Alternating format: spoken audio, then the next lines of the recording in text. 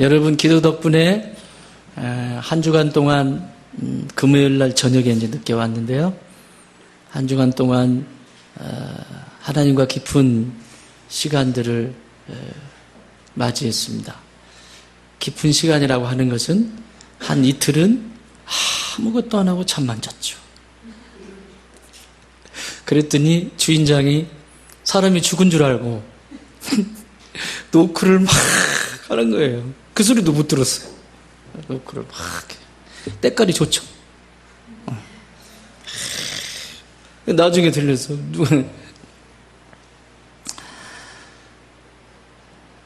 그러고 나니까 이제 부시시 일어나지더군요. 그때부터 주시는 은혜, 또 혼나기도 많이 하고, 나는 잘난 줄 알고 막 했는데 하나님이 네가 틀렸다고 하는 것은 아니다. 네가 한 것이 방식이 틀렸다고 하는 것은 아니다. 맞다. 그러나 전달하는 방식이 조금만 더 부드러웠으면 좋겠다.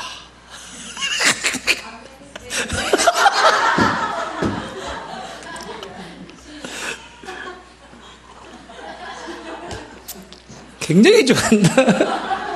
그래서 제가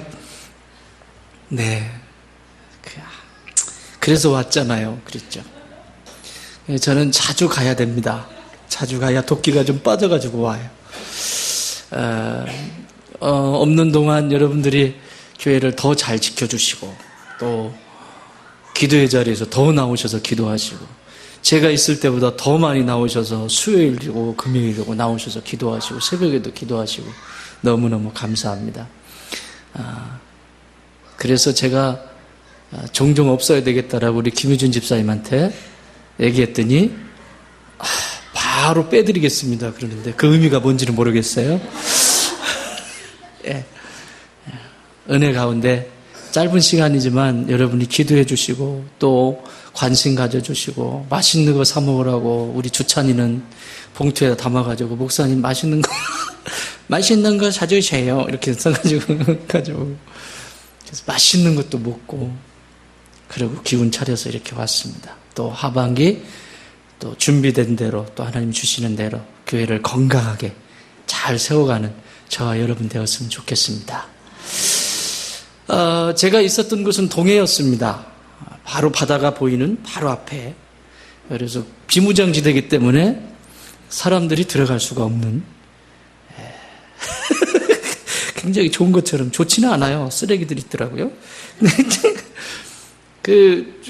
사람들이 어쨌든 군인들이 지키니까 마음대로 못 들어가요. 그 해변을 못 들어가는데 거기 있는데 저녁에 전화를 했더니 제 아내가 여기는 난리가 났습니다. 뭐 때문에? 메르스 때문에 아주 난리가 났대요. 밖에 나가는 사람들이 없대요. 음식 먹으러 다니는 사람도 없고 난리가 아니에요. 저는 몰랐죠. 그러니까 제가 꼭 있어야 돼요. 메르스를 퇴치를 위해서. 제가 떠나니까 바로 메르스 왔잖아. 그래서 그렇구나. 그 뉴스를 틀었어요. 뉴스를 틀었는데 난리 났더군요. 동해는 이런 일이 없었어요. 시끄럽지도 않고. 그러면서 그런 생각을 했습니다. 난리가 났어요. 이 메르스 때문에 난리가 났대.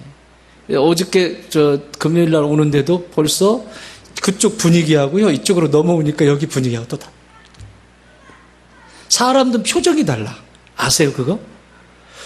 그 동해 쪽에 있는 사람들 얼굴 표정은요, 약간 두렵기는 할 수 있어요. 그런데 자기네들 안에는 지금 메르스가 지금 도착 안 했잖아요. 그러니까 나름 활기차요.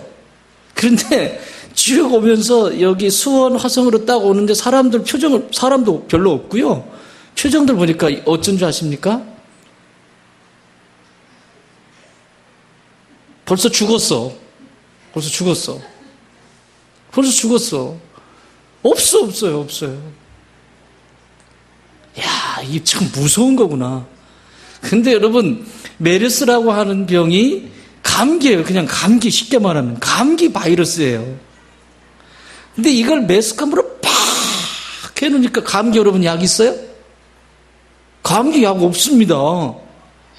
그냥 약이라고 지어서 먹고 자는 거지 감기약 진짜 없어요.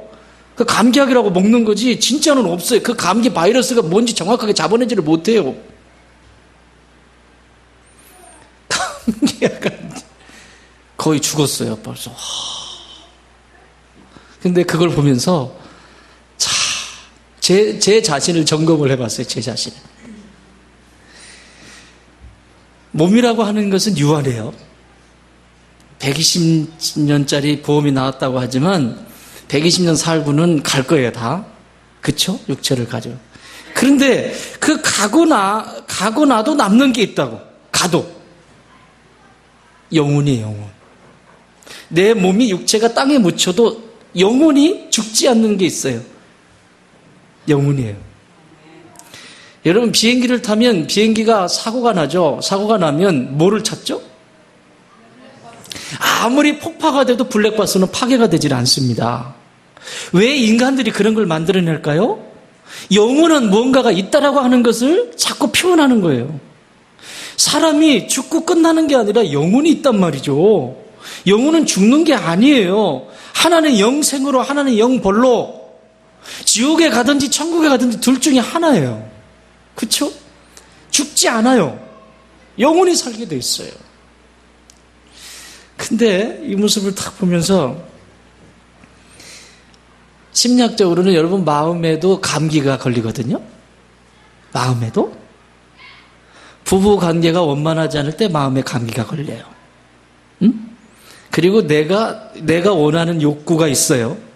나는 핫도그가 먹고 싶은데 자꾸 팥빙수 먹으래. 근데 나는 핫도그 먹고 싶거든요. 내 욕구는 지금 핫도그가 막 땡겨요. 근데 팥빙수 먹으래. 이건 뭐예요? 욕구 좌절. 내 욕망의 좌절이에요. 그때 감기가 걸리게 돼 있어요. 예를 들면 그런 식으로 마음에도 감기에 걸려요. 그러면 마음에 감기에 걸리면 어떻게 되죠? 시름시름. 여러분 메르스 감기 걸리면 어떻게 돼요? 기운이 나든가요? 기운이 빠지든가요? 서서히 기운이 빠지기 시작하고 힘이 없기 시작하고 자꾸 그래요. 그러다가 이제 뭐 며칠 저 같은 경우는 감기가 한번 오면 몸살 감기가 와요. 몸살 감기가 한번 오면 이건 뭐 아주 뼈 마디속까지 아프기 시작한데 제 안에 오는 것도 싫습니다. 그래서 제가 그래 미리 나 하나님 나라 갈 때 성질 더럽겠다. 마지막 이 육신과 영이 딱 분리될 때 얼마나 그럴까. 이 몸살 감기로도 이런데 사람 냄새가 나요. 막 심하게 아플 때는 사람 냄새 맡아보셨어요? 그 정도 안 아파봤구나. 이 몸살 감기 한번 딱 오면요 사람 냄새가 나는데 그 사람 냄새가요 아주 지독합니다. 그래서 주변에 아무도 못 오게 해요. 그때는 제가 사람이 아니기 때문에 그래서 아무도 못 오게 해요. 나 그냥 이 방에 놔두세요. 그리고 밖에서 알아서 이렇게. 그리고 앓고 나면 일어나는 이런. 마음도 그래요. 몸도 그래요. 근데 영혼도 그래요.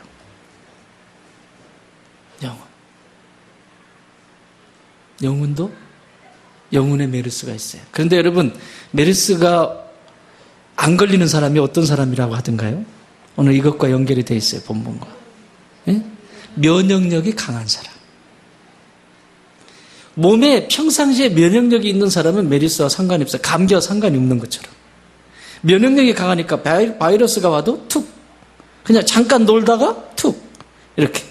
근데 이게 피로가 겹치거나 막 누적이 되면 몸이 감당이 안 되죠. 그러니까 저처럼 몸살 감기가 심하게 와버리는 거죠.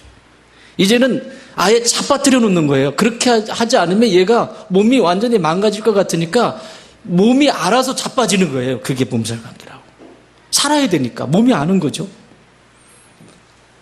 그런데 면역력이 강한 사람은 그냥 갑니다. 마음에도 마찬가지예요. 어떤 사람은요 작은 말 한마디에 그냥 평상시 하는 말인데 어떤 사람은 그 말 한마디에 그냥 가버려요. 맛이 가요. 뭐 난리가 나는 거예요. 똑같이 말했는데 어떤 사람에게는 그것이 아하 그러면서 자기에게로 와서 이렇게 되는 경우가 있고 어떤 말은 그냥 난리가 나요. 근데 영적인 것도 똑같아요. 제가 20년 넘게 목회하면서 영적인 스타일을 딱 보면 이래요. 영적인 바이러스 사단이 와가지고 툭툭 건드려요. 그 사람을 넘어뜨리려고. 그러면 약한 건지 강한 건지 목사 눈엔 보이잖아요. 저게 저 정도면 제가 감당하겠다 하는 것이 보이고, 저건 좀 강한데? 강하다 싶으면 목사의 기도가 더 강해지겠죠. 주의 종의 기도가 더 강해지겠죠. 저 정도는 건드니 넘어서겠다 그랬는데 거기에 넘어지는 경우가 있어요. 거기에 딱 걸려가지고 팍 쓰러져 버려요.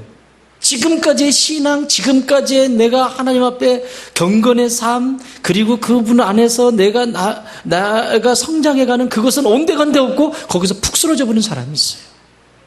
근데 어떤 사람은 저거 센데, 저건 좀 센데, 저거 어떡하죠? 주님, 어떡하면 좋아요? 막 목사의 눈에도 이 주의 종이 가지고 있는 마음에도 떨림이 오는 막 이게, 너무 조금만 약하게 하시지 왜 이렇게 강하게 하셨어요? 불안한 게 있어요. 그래서 더 많이 기도하겠죠. 그런데 그 시험이 딱 찾아왔는데 거뜬히 이겨내는 사람이 있어요. 할렐루야. 영적 메리스도 똑같다니까요. 육체적인 메리스는요, 이황재 박사님이 그런 얘기 하대요. 서울대학교 이황재 박사님이 인터뷰를 딱 하는데 뭐라면, 이분은 비타민C의 선봉자입니다. 비타민C의 전도자입니다. 무조건 비타민C 많이 먹어라 이 얘기거든요. 면역력을 기르는데 비타민C를 많이 드세요. 식사하실 때 하나를 드시고, 식사할 때 비타민C는 먹고 나면 남는 건 다 빠져나가니까 아무 걱정하지 마시고 그냥 드세요. 습관처럼.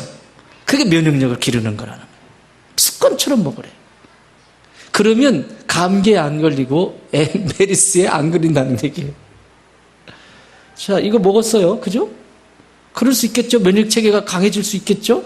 그분 얘기니까, 나는 전문가 아니니까 강해지겠죠. 그럼 마음은 어떨까요? 마음의 심리적인 면역 체계를 강화시키려면 어떻게 하면 좋을까요? 따라합시다. 너와 내가 사이좋게 지내자. 당신과 내가, 가장 가까이 있는 부부죠. 당신과 내가 서로 힘을 실어줄 수 있는 사람. 뭔가 어려움이 있을 때 용기를 실어주고 힘을 실어주고. 야, 우리 정삼희 집사님 내 얼굴을 보니까 너무 좋다. 그동안에 눈이 안 좋아가지고 나를 안 봤구나. 잘생긴 얼굴을 못 봐가지고, 그치? 잡으면 막 뚫어지라고 보여. 딱 신기한 듯이 막, 좋아, 이거 좋아.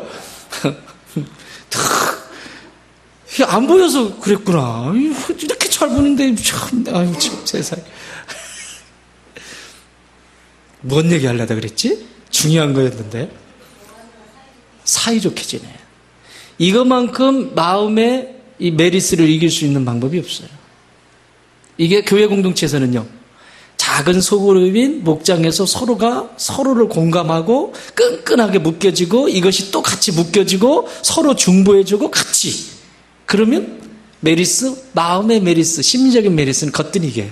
근데 꼭 변두리. 이걸 안 먹어. 비타민C 안 먹듯이 안 먹어요. 마음을 위해서. 꼭 안 먹게 되면 문제가 생겨요. 마음도 서운해지기 시작하고, 또 이런 일도 있고 저런 일도 있고 막 생기기 시작하는 거예요. 영적인 것도 똑같아요. 영적인 비타민C는 뭘까요, 그러면? 이 정도 하면 맞춰야 돼. 정답이야. 무조건 기도하면 돼. 지금 기도 시간이야. 기도, 그리스도의 능력. 앞에 말씀 제목, 기도, 그리스도의 능력이에요. 지금 빠졌어요. 저기, 최 집사님, 이거 할 때, 기도, 그리스도의 능력 이렇게 해야 돼. 빠졌어. 기도, 그리스도의 능력. 영적인 비타민C는 뭐냐? 하나님의 말씀, 그리고 찬양, 그리고 기도. 요 세 가지가 싹. 아침에는 말씀, 점심에는 찬양, 저녁에는 기도. 그래서 삼시세끼 먹죠? 요 세 가지를 착착 돌려서 그러면요, 영적 메리스에 걸리지 않습니다. 가만히 한번 살펴보세요. 내가 영적으로 지쳐서 쓰러질 때가 언제인지 한번 보세요. 면역력을 잃어버릴 때예요. 영적 면역력을 잃어버리면 영적 사단의 덫에 딱 걸리게 돼 있어요. 그냥 이렇게 그 바이러스 있잖아. 사단이 가지고 있는 바이러스 살짝 뿌려놓으면 괜히 이상해진 마음 들어오고, 그리고 상관이 없고 관심도 없고 막 이제 이러기 시작하는 거예요. 그럼 결국 자빠지게 되는 거예요. 자, 여러분, 메리스를 통해서 우리에게 주시는 교훈, 면역력을 키우자. 시작. 면역력을 키우자. 영적 면역력을 키우세요. 오늘 영적 면역력 하면 두 말하면 잔소리인 두 제자가 여기 있습니다. 베드로와 요한. 하나님의 말씀이 그 안에 굳세게 붙들린 바 되어 있고 어느 곳에나 주님의 이름을 높이는 찬양이 거하고 그리고 성전에 올라가서 기도의 습관을 늘 가지고 있는 사람, 이 사람. 여기 소개하고 있습니다. 여러분, 기도가 죽었다. 내가 기도가 되지 않는다. 내가 이 영적 메리스에 걸렸다. 그러면 나타나는, 기도하지 않을 때 나타나는 세 가지 단계가 있습니다. 첫 번째, 따라합시다. 첫 번째, 시험에 빠진다. 네, 시험에 탁 걸려들게 되어 있습니다. 제자들이 시험에 걸린 것처럼 예수님의 제자들도 시험에 걸렸다면 저와 여러분도 시험에 걸리기 너무너무 좋겠죠?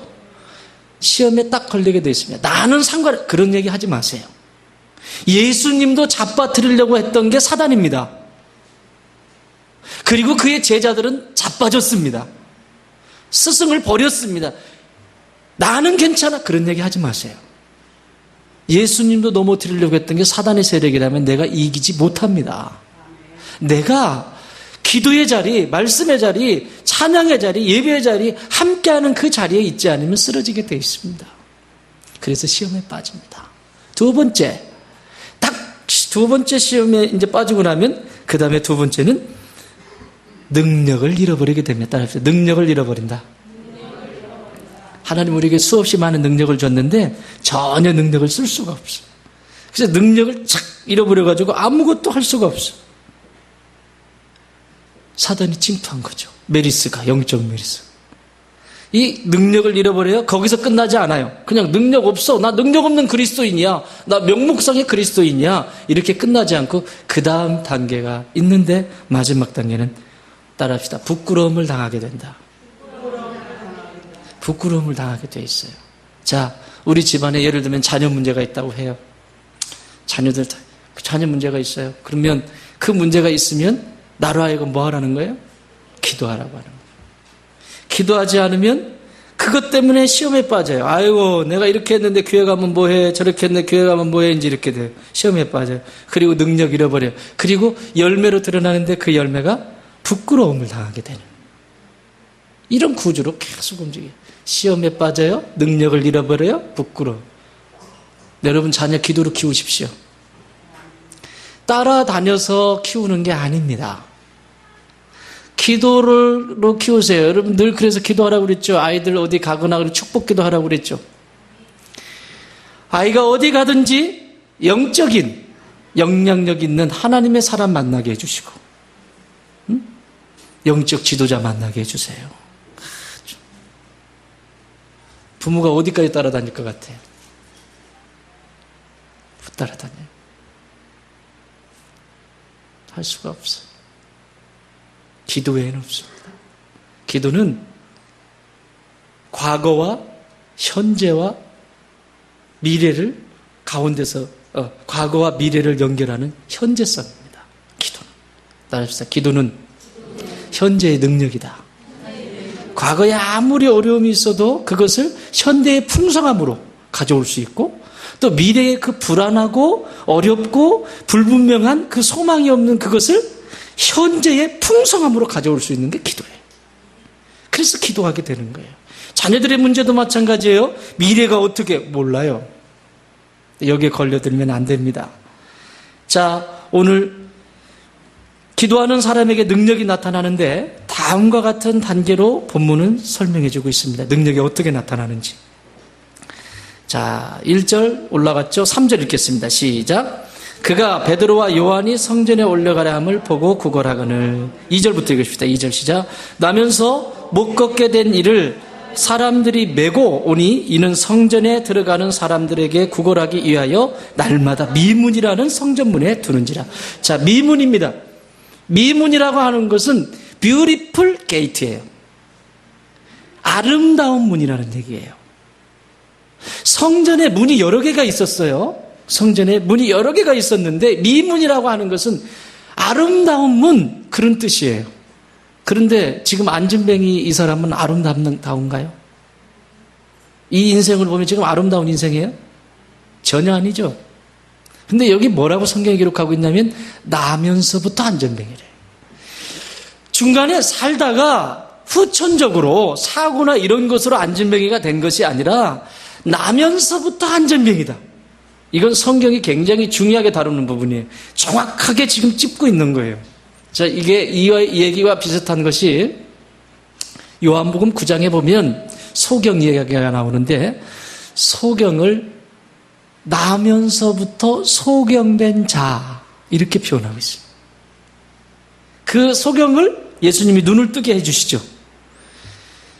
나면서부터 소경되었다. 나면서부터 안진뱅이다. 이것은 소망이 있다 없다?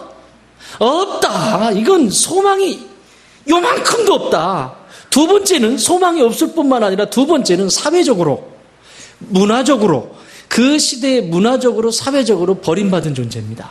다시 말하면 요한복음에 보면 이 나면서부터 소경이 됐는데 이 사람에 대해서 제자들이 뭐라고 얘기하냐면 선생님, 저 사람이 소경이 된 것이 저들의 아버지가 부모가 잘못한 겁니까? 저가 죄를 지어서 그런 겁니까? 왜 저렇게 소경으로 태어났습니까? 라고 묻죠. 근데 예수님이 뭐라고 그래요? 하나님의 영광을 위해서 그렇게 됐다는 거예요. 근데 이 유대 문화 속에서는 아브라함부터 시작된 이 유대 문화 속에서는 치명적인 질병이 찾아오면 선천적으로 근데 이것도 오늘날도 그대로 유효해요. 그거 먼저 살펴야 돼요. 선천적으로 뭐가 문제가 있다. 그러면 이거는요 기도할 일이에요. 선천적으로 문제가 있는 이 안진뱅이와 소경처럼 이런 사람들은 사람들의 생각 속에 그의 부모가 죄를 지었거나 그의 할아버지가 죄를 지었거나 그의 윗대가 어떻게 했거나 이런 어떤 하나님 보시기에 악한 하나님이 그토록 싫어하는 것을 스스럼없이 범했던 그 가문에서 이런 사람들이 태어난다라고 유대 풍습에는 보고 있었던 거예요. 그럼 어떤 거예요 이거 지금? 이 사람에게는 첫째는 꿈이 없어요. 미래가 없는 거예요. 두 번째는 사회의 주변에 있는 사람들이 자기를 보고 있는 평가하는 거예요. 평가. 이상한 눈빛으로 보고 무슨 죄 때문에 보고 막 이런 거 있잖아요. 근데 이거는 이 사람에게 이중적으로 또 고통인 거죠. 그냥 단순히 안진뱅이가 아니에요.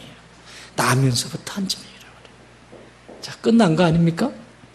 이 인생 끝난 거 아니에요? 자, 하나님이 고치실 때 이런 단계를 가지고 고치세요. 따라합시다. 하나님은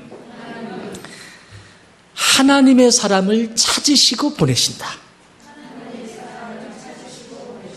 하나님이 뭔가 문제를 해결하려고 할 때 어떤 상황이든지 그 문제를 해결하려고 할 때 하나님이 하나님의 사람을 찾으세요. 기도의 사람, 순종의 사람, 말씀의 사람, 하나님의 마음과 합한 사람 찾으세요. 고치실 때, 뭔가를 고치실 때 그게 뭐 크게는 어떤 큰 프로젝트가 있을 수도 있어요. 이건 작게 지금 얘기하는 거예요. 부르세요. 두 번째는 그 대상이 따라합시다. 자신의 삶을 직면하게 하신다. 그 자신, 고침을 받아야 될 그 사람의 삶이 자기 자신을 직면하게 해요. 고통스러워도 보게 하세요. 그리고 세 번째는 하나님이 그 가운데 이제 능력을 나타내시는 거예요. 따라합시다. 하나님이 능력을 행하신다. 그리고 맨 마지막 중요한 게 여기 나와 있어요. 성전의 가족이 되게 하신다. 공동체를 이루게 하신다는 얘기예요.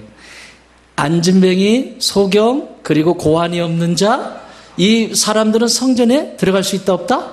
없다. 그런데 보십시오. 결론적으로 한번 봅시다. 9절, 8절 뛰어서서 걸으며 그들과 함께 성전으로 뭐하며? 들어가면서 걷기도 하고 뛰기도 하며 하나님을 찬송하니 평생 지금까지 살아오면서 미문이라고 하는 그 앞에서 아침이 되면 누군가가 와서 나를 들것에 들려서 여기다가 안전해서 구걸하게 하고 저녁이 되면 데리고 가고 이게 이 사람의 인생이에요. 성전엔 들어갈 수도 없어요. 왜? 문화적으로 들어갈 수도 없고 자기 스스로 들어갈 수도 없고. 이게 이 사람의 인생이라고요. 그런데 지금 보세요. 고침을 받고 나서 어디로 들어가요? 성전으로 들어가요. 공동체를 형성하게 하는 거예요. 하나님은요, 하나님의 사람을 찾으시고요, 그리고 그 고침을 받아야 될 사람의 믿음을 보세요.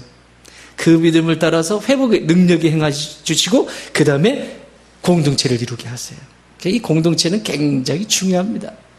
혼자는 성장할 수가 없습니다. 그러니까 가족이라는 걸 주시죠. 가장 작게는 가족이라는 걸 주셔서 성장하게 하시잖아요. 때로는 속 썩지만, 그쵸? 잘 성장하고 계시죠? 옆에 분에게 인사하세요. 조금만 힘냅시다. 시작. 힘내봐요. 잘 될 거예요. 잘 될 거예요. 자, 하나님의 사람을 찾으신 거예요. 지금 누구? 베드로와 요한. 자, 근데 여기 오늘은 좀 공부를 조금 할 거예요. 왜냐하면 제가 너무 쉽게만 하니까 너무 그럴 것 같아서 조금 공부 조금만 할게요. 그리고 조금만 깊게 볼게요. 조금만. 많이 깊게 안 보고 조금만 들어갈게요. 조금만. 자, 여기 읽어보십시다. 4절 시작. 베드로가 요한과 더불어 주목하여 이르되 우리를 보라 하니. 여기 두 단어가 굉장히 중요해요.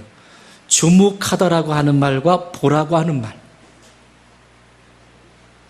여기 주목하다라고 하는 이 말은 원어에서는 어떤 의미를 쓰고 있냐면 그냥 한 목표를 딱 정해놓고 좌우로 눈동자가 흐리지 않고 그것만 똑바로 쳐다보는, 모든 에너지를 거기에만 쏟고 있는 상태를 주목한다라고 하는 단어입니다. 이 아테니조라고 하는 단어인데 그냥 뭐 정신이나 뭐 온 몸의 구조가 여기에만, 지금 다시 말하면 안진뱅이가 지금 앉아서 구걸하고 있는데 거기에 베드로와 요한이 딱 가다가 딱 멈춰 쓴 거예요. 그리고 거기에만 둘이 똑같이.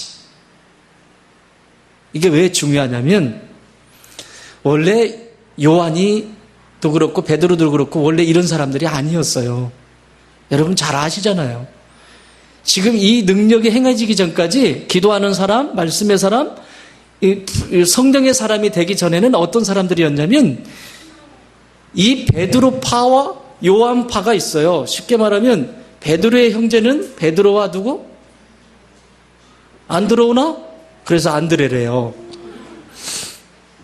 베드로가 맨날 안 들어올래? 그래서 안드레라고 졌대요. 안드레예요. 베드로의 동생 안드레.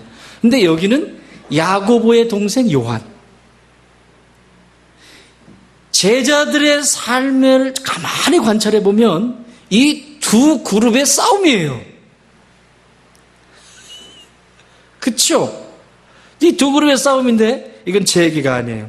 마가복음 10장 37절에 보면 이렇게 나와요. 둘이 싸우는 장면이에요. 주여, 영광 중에 우리를 하나는 주의 오른편에 하나는 주의 좌편에 앉게 해주십시오. 이거 누가 한 발언이에요? 야고보와 요한이 한 발언이에요. 그러면 베드로와 안드레는 가만히 있었겠어요? 이렇게 된 거죠. 그러니까 제자들 사이에서 예수님이 계실 때에도 이 갈등이 그 안에서 이랬어요. 그래서 네 편, 내 편, 이때니까 이게. 그래서 성령의 사람이 되는 게 중요한 거야. 육발로 하는 건 한계가 있어요. 3년 동안 따라다니면 뭐예요? 근데 이제 성령의 사람 눈이 확 열리면서 보세요. 요한만 본 게 아니에요. 자, 다시 한번 읽어요. 4절 시작. 베드로가 요한과 더불어 주목하여. 둘이서 똑같은 마음, 똑같은 관점으로 지금 이 안진뱅이를 보고 있다는 거예요. 이게 능력이 나타나기 시작하는 거예요. 자, 이게 어떻게 된 일이라고요? 기도하기 때문에. 여러분, 기도는요, 내가 하나님 앞에서 진심으로 기도하잖아요? 진심으로 기도하면 기도의 관제탑에 내 기도가 이렇게 상달이 됩니다. 그러면 여기 이승남 권사님도 기도를 딱 하셔. 예를 들면 교회를 위해서 기도합시다. 교회를 위해서 내가 기도했어. 그리고 관제탑에 딱 올라갔어. 이승남 권사님도 딱 기도해 관제탑에 올라갔어. 여기 영이 뭐 전부 다 똑같은 마음으로 기도를 했어. 어디서 떨어져 있어? 가까이 있지 않아요. 다 떨어져 있고 남남일 수도 있어요. 그런데 똑같은 마음, 남남일 수 있어요. 그 뭐 관계가 전혀 없는 사람일 수도 있어요.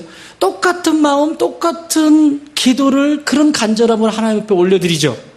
그러면요, 그 사람과 내가 단 한 번도 차 한 번, 밥 한 번 먹어본 적 없지만 어느 날 내 옆에 있으면 뭔가가 느껴져. 말하는데 통하기 시작해. 어라? 이게 연합이라는 거예요. 이렇게. 왜?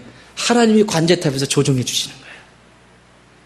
기도하면 하나 되지 말라고 해도 하나 될 수밖에 없어요. 왜 하나가 안 되고, 왜 불평이 있고, 왜 어려움이 되고, 왜 그것이 갈등이 될까요? 이유는 없어요. 기도하지 않기 때문에 그래요. 내가 하나님 앞에 기도하지 않기 때문에 내 방식대로 보는 거고, 내 방식대로 말하는 거고, 내 방식대로 행동하는 거고, 내 방식대로 판단하고 내가 살아가는 거죠. 그러니 그 속에 누구만 죽어요? 걔는 밥만 잘 먹어요. 내가 욕하는 애는.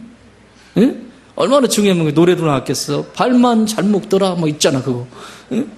얼마나 걔는 문제가 되지 않아요. 그런데 누가 힘들어? 내가 힘들어요. 내가 고통. 사랑하는 여러분, 기도하십시오. 그렇게 기도할 때 하나님이 하나님의 사람으로 나를 딱 쓰시는데 똑같은 관점으로 그거를 딱 보고 있는 거예요. 이렇게 확. 마태복음 18장 20절에 무슨 말씀이 나오죠? 제가 이거 외울 때 옛날에 신대원 시험 볼 때 너무 안 외워져가지고 요절이 안 외워지는 거야, 절수가. 그래서 6시 20분에 내가 중요한 사람을 만나겠다. 그래가지고 18장 20절이야. 그래서 안 잊어버렸어. 마태복음 18장 20절 뭐라고요? 두세 사람이 내 이름으로 모인 곳에 너희와 함께 있을 것이다. 아멘. 두세 사람이라는 게 뭔 얘기인지 아시겠죠? 똑같은 마음, 똑같은 생각, 똑같은 관점을 가지고 하나님 앞에 기도하는 사람. 이런 사람들이 모이면 역사가 일어나는 거예요. 그게 누구예요? 초대교회에 500명이 예수님이 승천하는 장면을 봤어요. 구름 타고 올라가시면서 내가 이렇게 올라간 모습대로 이렇게 올 거다. 그러니까 너희는 내가 너에게 선물을 줄 건데 예루살렘을 떠나지 말고 기다려라. 그랬어요. 몇 명 들어갔어요? 기다리는 사람 몇 명? 500명 중에서? 120명. 마가의 다락방에 120명 들어가가지고 기도하기 시작하잖아요. 그들에게 성령이 임하기 시작하잖아요. 여러분 처음에 500명 다 갔을 거예요. 아니, 선물 준다니까 500명이 아니라 이웃집 개똥이 엄마도 데리고 오고 막 철수 엄마도 데리고 오고 좋은 거 준다니까. 그래가지고 다 데리고 왔어요. 그래서 아마 거기 가는데 처음에 모인 사람들은 500명도 더 됐을 수 있어요. 처음에 쫄랑쫄랑 가는데. 근데 좀 시간이 지나니까 선물은 며칠 만에 주셨죠? 열흘 만에 주셨어요. 열흘 만에. 그런데 선물을 주는 것은 선물은 빨리 줘야 되는 거잖아. 하루 지났는데도 안 줘. 이틀 지났는데도 안 줘. 그러니까 사람들이 별거 아니구만. 3일 지났는데 별거 아니구만. 그래도 기다려봐. 그럼 기다렸어요. 그리고 8일째까지 기다렸어요. 아이고, 글쎄, 선물을 준다는데 안 줄 것 같다. 그리고 갔어요. 근데 9일째 되는 사람이 제일 억울한 사람이야. 이 신앙도 이렇게 사는 신앙이 굉장히 껄쩍지근한 신앙입니다. 9일째, 열흘 때 주는데 9일째 딱 지금까지 버텼잖아요. 그러면 9일째 됐을 때 끝까지 버티면 되는데 옆에 사람이 한 말에 솔깃한 거지. 별거 없다. 가자. 그래야 될 것 같다. 그리고 갔지 않아요? 그리고 몇 명 남았다? 120명. 이게 교회의 성장 원리하고도 똑같은 거 아세요? 교회가 이렇게 성장해요. 짱짱하게 성장하는 교회의 특징이에요. 결국은요, 예수님의 주 멤버 핵심 코어가 있었고 그 주변에 12제자들이 확산이 되는 것처럼 똑같은 거예요. 핵심적인 코어는 120명이에요. 그 120명이 남아있는데 성령이 어떻게? 각 사람에게 이승남 권사님 쫙 임하고 보라보 확 아멘 안 하지. 성령이 지금 임하는데 팍팍팍 임하는데 왜 각 사람에게 임했대요? 한꺼번에 확 줘버리지? 따라합시다. 하나님은 인격적인 분이시다. 그래서 그 사람이 자라온 배경, 그 사람의 기질, 그 사람이 가지고 있는 성품, 그 사람이 가지고 있는 각자 그 고유한 게 있어요. 그 고유한 방식대로 성령님이 임하시는 거예요. 그래서 각 사람에게 임했다고 하는 거예요. 이런 역사가 일어나잖아요. 이런 체험을 하잖아요. 체험을 하고 능력이 나타나잖아요. 그대로 나타나요. 근데 두 번째 단어가 있습니다. 두 후반절에 주목하여 이르되 우리를 뭐하라? 보라. 이 단어는 또 다른 단어예요. 똑같이 비슷한 단어 같죠? 보는 것은. 그런데 헬라어는요, 이 언어는 굉장히 분명해요. 시제도 분명하고요. 단어의 색깔도 분명해요. 이 보라고 하는 말이 블레포라고 하는 말인데, 이건 뭐냐면 그 안진뱅이로 하여금 나를 보라는 거예요. 이렇게. 자, 이걸 한번 생각해 봅시다. 우리 상상해 볼 수 있어요. 지금까지 자기가 평생 동안 그걸 하면서 나를 보라고 한 사람이 있어요, 없어요? 여러분 그냥 상식적으로 생각해 봐요. 동전 왜 애를 저렇게 울리냐? 동전을 그냥 지나가는 사람들 동전을 그냥 이렇게 툭 던지고 간다. 동전 이렇게 툭 없네? 애기를 그냥 던져버리고 왔어. 동전을 그냥 딸랑 던지고 그냥 갔지. 왜냐하면 이 사람들은 구제하는 거 좋아하거든요. 유대인들은. 그냥 동전 놓고 그냥 가는 정도지. 멈춰 서서 한참을 뚜렷이 쳐다보고, 그리고 Look at me. 나를 보라고 하는 그 메시지를 준 사람이 있었을까요? 관심 없어요. 다른 사람들은요. 선행하는 게 관심 있지. 주고 그냥 가는 거예요. 그런데 베드로와 요한은 하나님의 사람이요 기도의 사람이기 때문에 멈춰 서서 그곳에 안진뱅이에게 초점에 맞춰져, 저 인생이 미문이라고 하는 이 문 앞에서 저 인생이 아름답지 못하게 사는 저 삶, 아름다운 게 뭐라고 그랬어요? 제 자리에 있어야 된다고. 인간이면 인간답게 살아야 되고, 나무는 나무가 있어야 될 자리에 있어야 되고, 모든 것이 질서를 따라서 있어야 되는데, 지금 이 사람은 한 사람으로서, 인격적인 사람으로서 그 삶을 살고 있지 못하기 때문에 베드로와 요한이 오늘은 거기에서 딱 멈춘 거예요. 그리고 보라는 거예요. 무슨 일이 일어날까요? 여러분 오늘 목장지기들 말씀 정리할 때 1, 2, 3번 없으니까 잘 듣고 정리하세요. 목장지들은 1, 2, 3번이 있어야 정리하기 쉬운데 1, 2, 3번 없어요 오늘. 자, 잘 들으세요. 이야기니까. 그걸 보라고 했을 때, 그걸 나를 보라고 했을 때 이 사람이 어땠을까? 그걸 설명하고 있는 것이 이 사람이 단계로 이 사람도 봐요. 3절 한번 봅시다. 3절 시작. 그가 베드로와 요한이 성전에 들어가라 함을 뭐하고? 보고. 국어라고는 여기 보고라고 하는 단어는요, 올라가는 걸 보고, 이것은 가벼운 거예요. 그냥 see야 see. 그냥 봤어.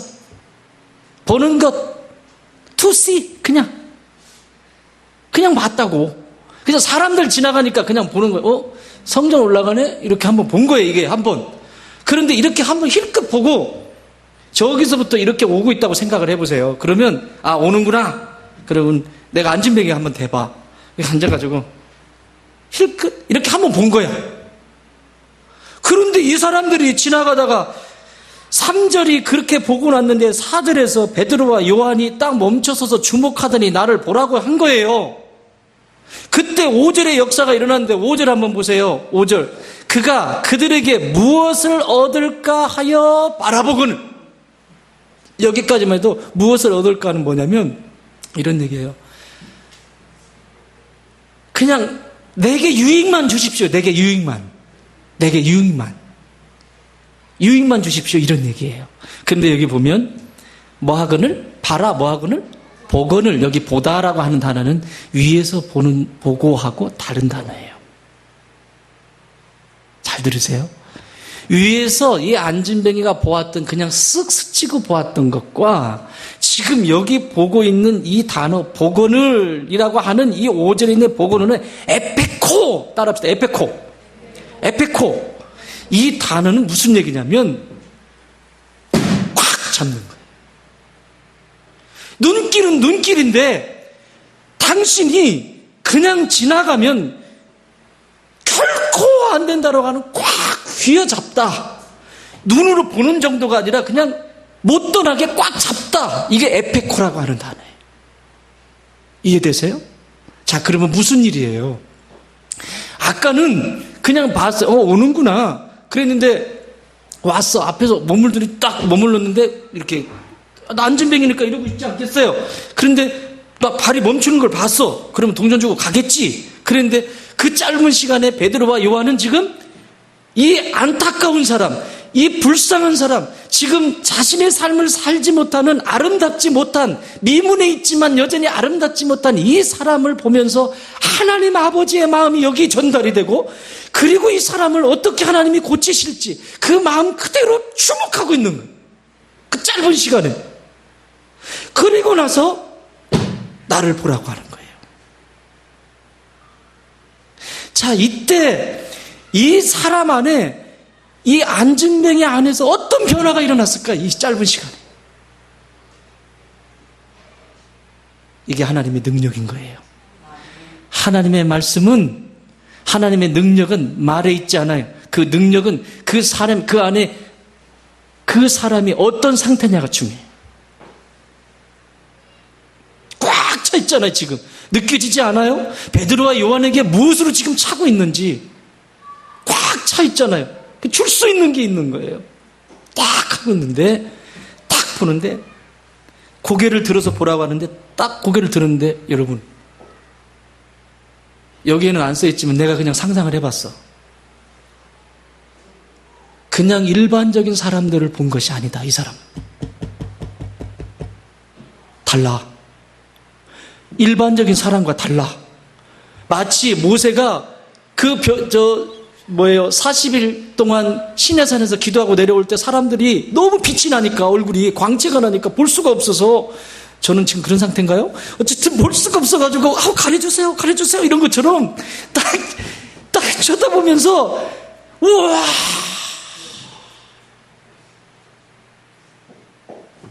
딱 붙잡는 거예요. 이때 역사가 일어나는 거예요. 가지 못하게, 지나가지 못하게 꽉 잡을 수 있는 사람. 여러분, 우리 인생에 안진뱅이가 얼마나 많이 있습니까? 내 삶에. 부부라고 하는 관계 속에서도 안진뱅이가 있잖아요. 똑바로 서가지고 서로가 도움 주고 서로 그래야 되는데 그냥 깔고 앉아가지고 할 대로 해라 뭐 이러고 있고, 삶의 안진뱅이가 얼마나 많습니까? 그거 이길 수 있는 게 뭐라고요? 만나야 돼요. 에페코. 뭔가 하나님의 말씀이 임하거나 뭔가 성령께서 역사하실 때 내가 꽉 잡고 기도의 자리에 가리라.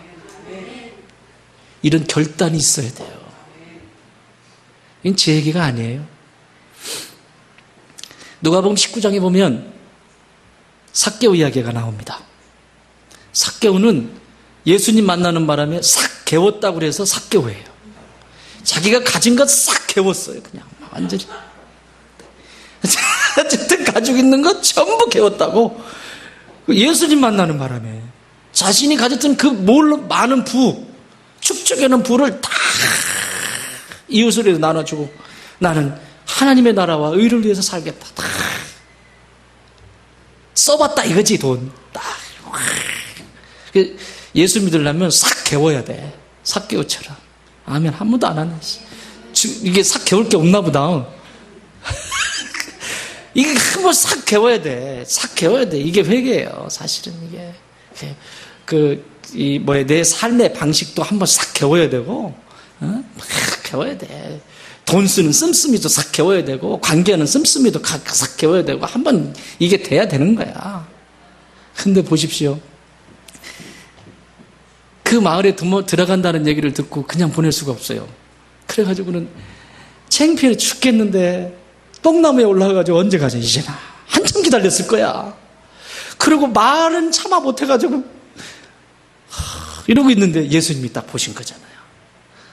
삭개오야, 삭개오로 나랑 같이 가자. 딱 그랬잖아요. 그래가지고 그날부터 새 사람이 되잖아요.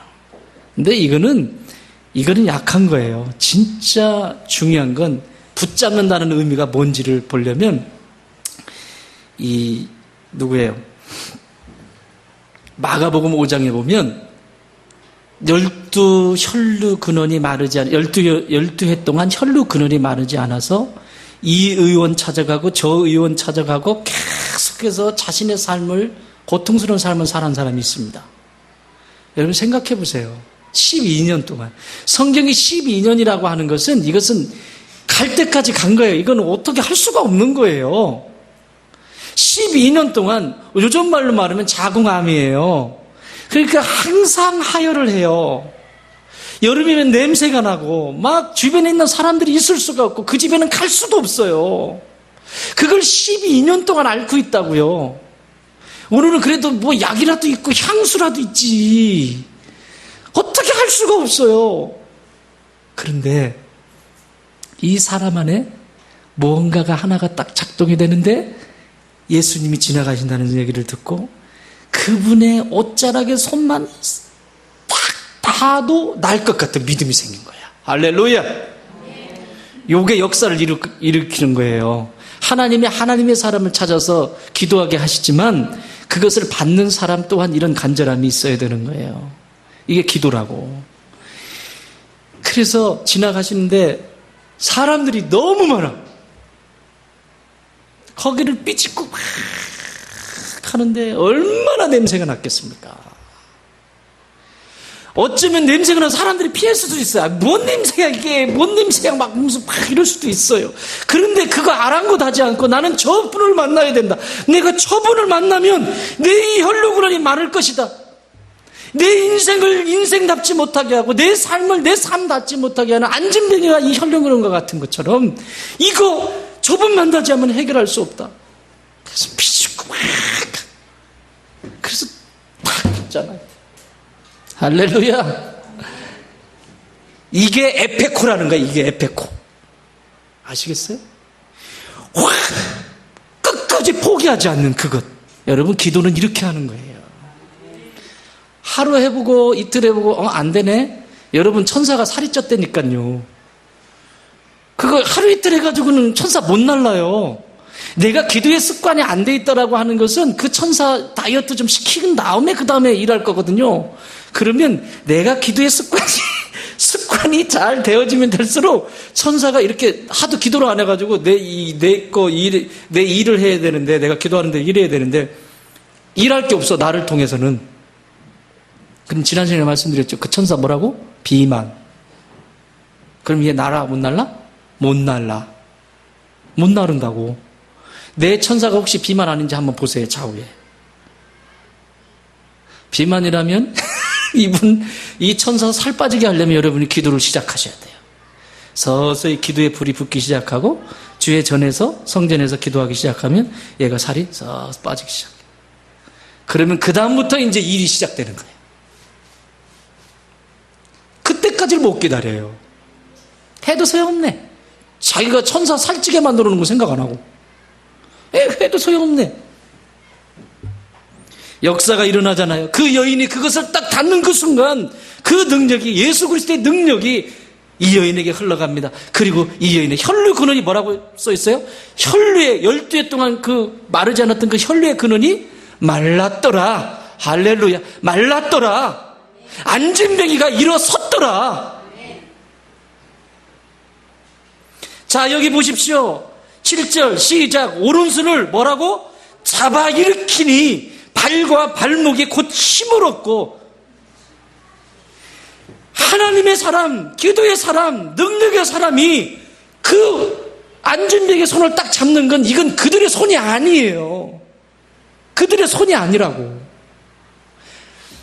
하나님의 능력이, 하나님의 손길이 그 안진뱅이를 딱 붙잡아 주시는 거예요. 할렐루야. 그래서 딱 일으키니까 원래 창조하신 대로 여기에 힘이 발목, 그게 하루아침에 됩니까? 여러분, 그게 고침받아도 이거 재활치료하는데도 한참 걸리잖아요. 그런데 바로 지금 힘이 생기잖아요. 누구의 능력?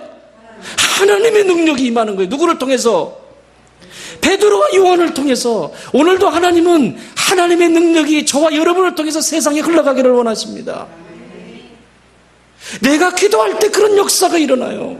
내가 하나님 앞에 나갈 때 에페코, 이렇게 간절함으로 나갈 때 이런 역사는 일어나게 되어 있어요.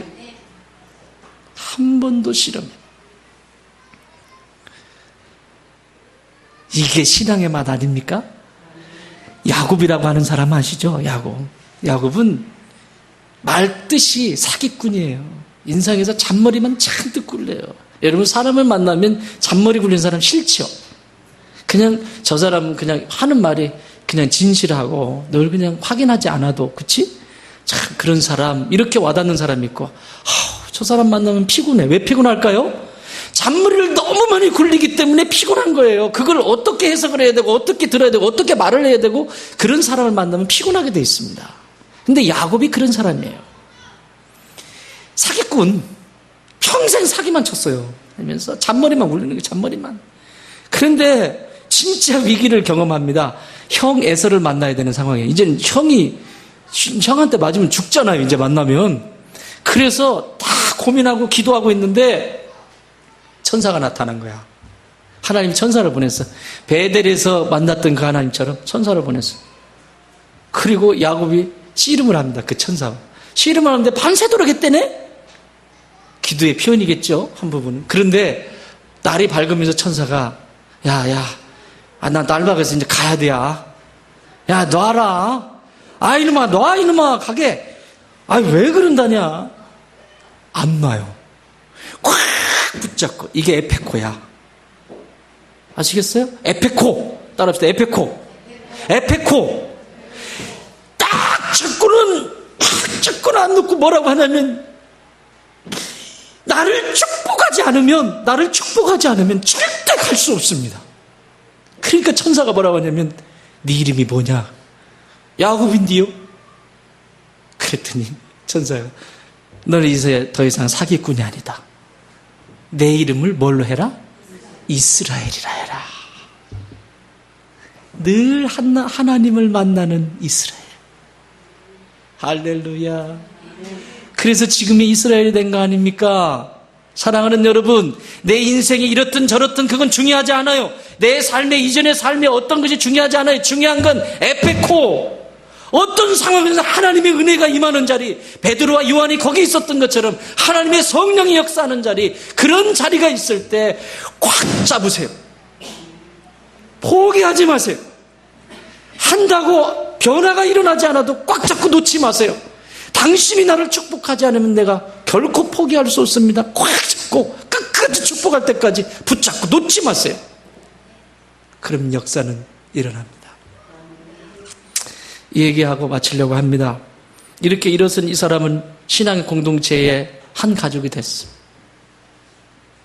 이렇게 자기 자신을 보는 이 놀라운 역사들을 통해서 일어나요. 제가 어린 시절에 다녔던 교회에 전사님이 계셨어요. 시골에는 그때는 목사님이 많이 계시지 않으셨어요. 그런데 그 전사님이 참 훌륭하신 분이, 그리고 조금 지나지 않아서 목사님이 되셨어요. 근데 제가 몰랐어요. 그리고 저는 청소년기 때는 반항을 좀 했거든요. 그래서 예배당에 갔을까 안 갔을까요? 안 갔어요. 예배당에서 아이스크림 훔쳐가지고 아이스크림 까먹기는 했어도 예배드리러는 가지 않았어요. 못됐죠. 그랬는데 이제 이렇게 부름 받았잖아요. 근데 그 목사님을 소식을 내가 알 수가 없어. 너무 사모님하고 목사님 너무너무 좋으신 분이에요. 내 어린 아이의 기억 속에. 근데 어저께 가족이, 내 친조카가 결혼식이 있어가지고 갔는데 거기서 그 교회, 시골 교회 장로님을 만났어요. 그 시골 교회 장로님이 저희 형님의 친구예요. 친구 딸 결혼하니까 이제 오신 건데. 얼마나. 그분을 만나는 것도 반가운 일인데. 그 어렸을 때 벽돌 날라서 교회 짓고 그랬잖아요. 그때 같이 했던 그런데 이분에게서 그 목사님 소식을 들은 거예요. 혹시 김봉환 목사님 소식 아세요? 그랬더니 대천에 계시대요. 그래서 전화번호를 가르쳐달라고 바로 통화를 했습니다. 얼마나 좋아하시는지. 그런데 이분이 어떤 어려움을 겪으셨냐면, 이 못된 인간들이 있어요. 여러분, 그런 인간 되지 마세요. 이건 반드시 열매를 먹습니다. 시골교회에서 젊은 시절을 다 보내셨어요.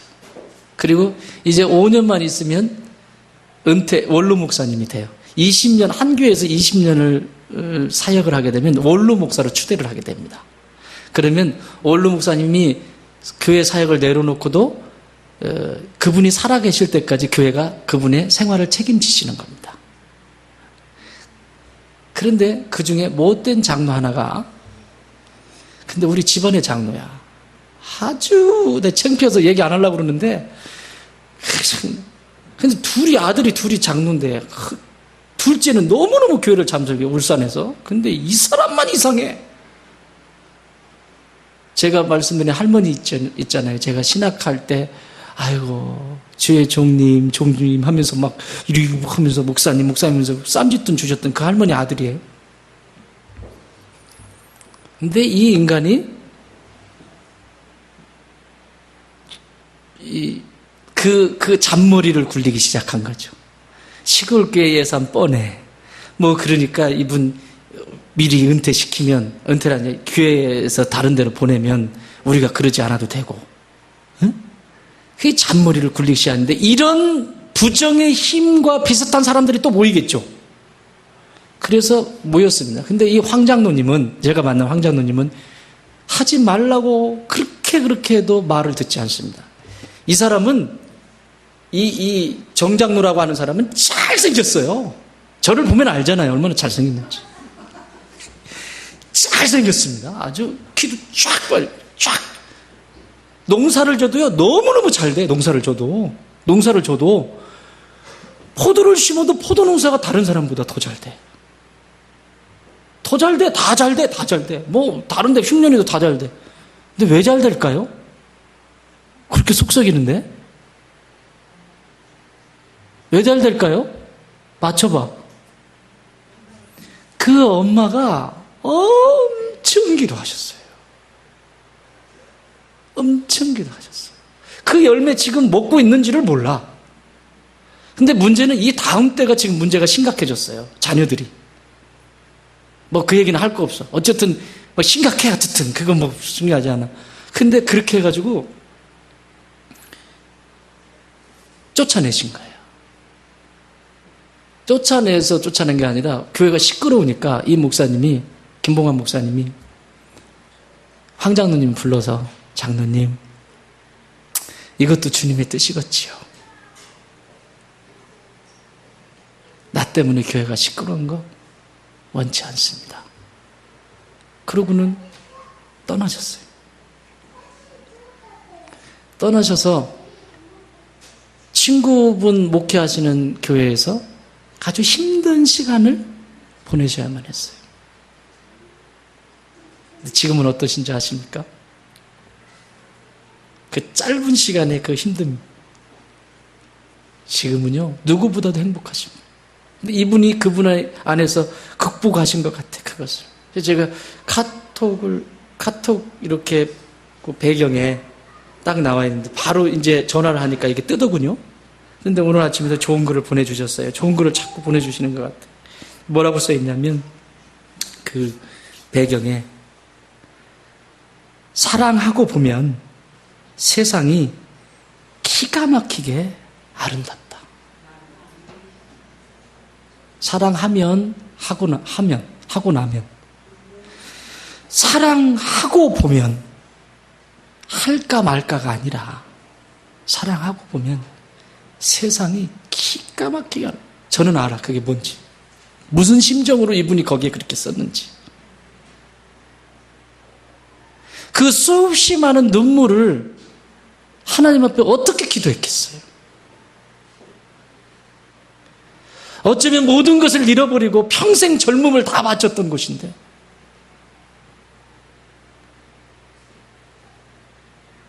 안진뱅이와 같은 삶을 살아가야 되는 그 시간이 얼마나 아이들도 있고 얼마나 힘드셨겠어요. 지금은 은퇴하셨대요. 이 짧은 말이지만 제 가슴에는 너무 크게 와요.